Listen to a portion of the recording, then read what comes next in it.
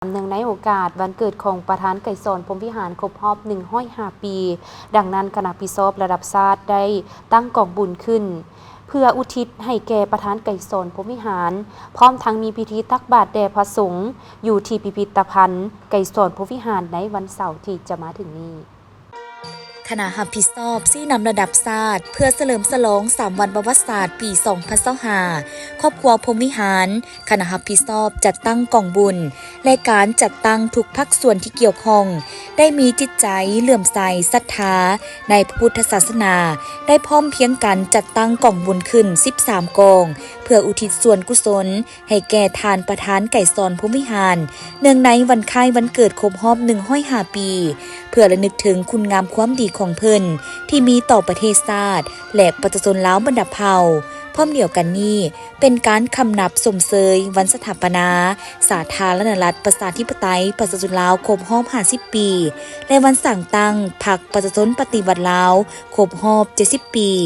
งานบุญดังกล่าวจะได้จัดขึ้นที่หอพิพิธภัณฑ์ประธานไกรสอนพรหมวิหารหลัก6ซึ่งมีรายละเอียดลุ่มนี้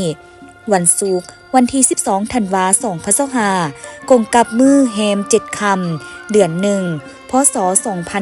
2568เป็นมือห่างหากะเกียมตั้งกองบุญหับเพาะโมทนาทานเวลา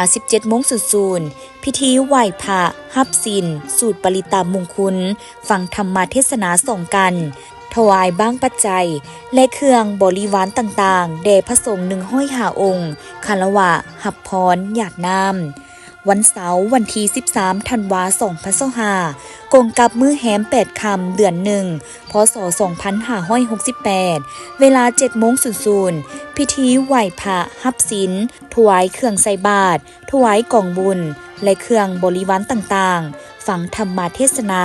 คารวะหับพรหยาดน้ำและใส่บาตรแด่พระสงฆ์105 องค์หลังจากนั้นพระสงฆ์สันจังหันและคฤหัสถ์รับประทานอาหารเช้าจบพิธีดังนั้น